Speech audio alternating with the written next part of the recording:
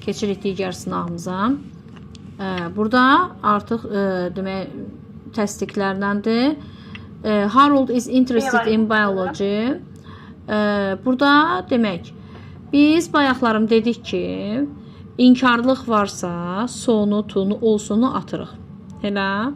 İndi burada tərsinədir da. Burada tunu götürəcəyik, o sonu götürəcəyik, sonunu götürəcəyik. O variantlara baxmalıyıq. 4-5 olacaq mənim. 1, 4, 5. Baxaq, işarələyək, görək, düz deyirsinizmi? 1, 4, 5. Yaxşı, gəlin deyək, baxaq.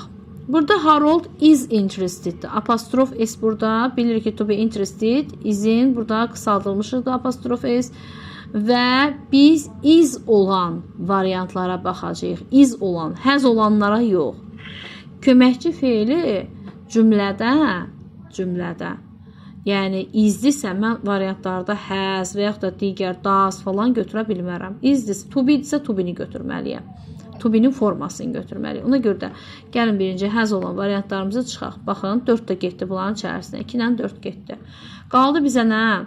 Yazıram bura 1, 3, 5 yazıram. Amma yenə də baxaq. His brother is interested in biology too. Bir düzdür. Problemi yoxdur. Batı saxlayırıq sonra. So is his brother. Bu da düzdür. Bat nədir? Şolar. Batın qaydası belədir ki, bunlar kimi deyil. Məsələn, belədir də. Bir dəqiqə. Birinci cümlə təsdiqdə. Batda belədir. Cümlə əgər. Bat. Cümlə əgər təsdiqdədirsən, sənin aşağıda batdan verdiyin short answer-ın inkarda olmalıdır. Yox, əgər inkardadsa təsdiqdə olmalıdır. Bizdə də yuxarıda burada nədir? Təsdiqdir. Batda inkarla verib. Demək, 3-ü də burada götürəcək. Yəni, bat nəyi bildirir? Bat ziddiyyəti bildirir. Ziddiyyəti bildirdiyinə görə 1, 3, 5 götürürük. Sonra to be-yə aid dedik. Gəlin də 3-ə baxağın. Demək, uşaqlar, biz köməkçi feilləri dedik ki, cümlədə müəyyənləşdirməliyik ki, cümləmizin köməkçi feili nədir? İndi bir söz deyim də sizə. Bizim tanıdığımız am, is, are, was, would, shall, will, bunların hamısını biz have-dir, has-dir. Cümlədə köməkçi feil olaraq cümlənin içərisində görürük.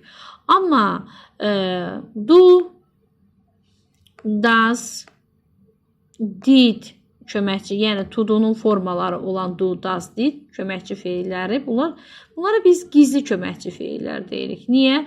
Cümlənin içərisində gizləniblər. Biz onları görmürük. Cümlə verərkən biz onları görmürük. Nəqli cümlədən gedir söhbət. Və biz baxırıq. Henry studies in the USA. Simple present, yəni indiki sadə zamandır. Üçüncü şəxsin təkindədir. Köməkçi feili nədir? Does'dır. Didi götürə bilməyəcəyik. Demək, biz variantlarımızda ya do ya da does olanları götürməliyik. Ona görə də B variantı am, to be formaları çıxır. Bu bir. İkinci, baxırıq ki, cümləmiz təsdiq cümlədir. Either, neither-la cavab verə bilmirik. A-C-də getdi, qaldı bizə Y variantı. Demək, təsdiq cümlələrə either, neither-la cavab verə bilmərik. Sonra baxaq digər testimizə. Has bought bunun köməkçi feili fərqlidir. 4 ilə 5-ə də baxaq. Bunlar fərqli testlərdir. Demək, 4-də Simon has bought a new computer. Demək, baxırıq ki, burada cümlə təsdiqdədir. Təsdiqdə, hə? Təsdiqdədirsə, so, to, hamısında so, to. Burada demək, digər ifadələr verilməyib. Problem yoxdur, hamısını götürə bilərik. İndi keçirik. Köməkçi feili. Cümləmizin köməkçi feili. Bu həzi cümlədə müəyyənləşdirməkdən ötürü ki, bu köməkçi feildir. Yoxsa, axı siz bilirsiniz ki, have, has eyni zamanda əsas feildir, elə. Biz indi bilmirik, has burada köməkçidir, yoxsa əsasdır. Yəni, mən bunu burada götürməliyəm, yoxsa yox. Həzin, have-in köməkçi feil olması müəyyənləşdirməkdən ötürü baxırıq özündən sonra gələn sözə. Özündən sonra gələn söz bought-dur. Bought da buy sözünün ikinci formasıdır. Yəni, bought. Kökdən dəyişib bought. İkinci və üçüncü forması daha doğrusu. İkinci, üçüncü forması bought-dur bunun. Və burada has bought feili sifət 2-dir. Yəni, ikinci bir feil var. Belə deyək də, have-in, has-in yanında ikinci bir feil gəlibsə, feili sifət 2-də olan feil, demək orada have, has nədir? Köməkçi feildir. Cümləmizin köməkçi feili have, has-dir.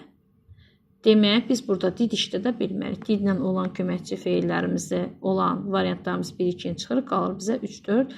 His colleagues has to, so has his colleague. Getdim. Sonra baxırıq 5-ci testə.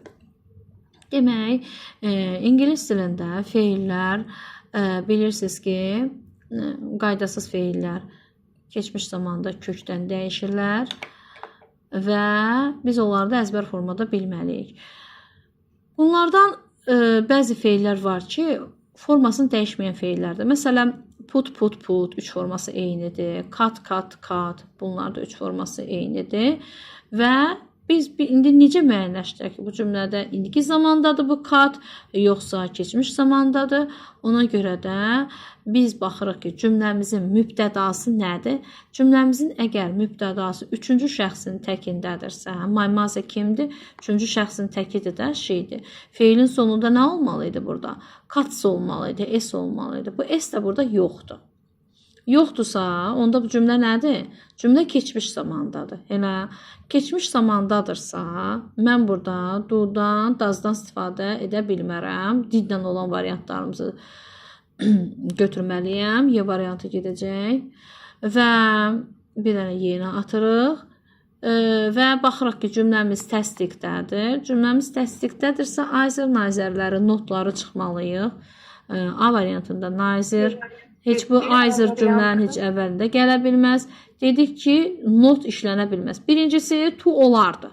Amma to özü də inkarla, yəni notla işlənə bilmir. Bu da səhvdir. Qalır bizə B variantı.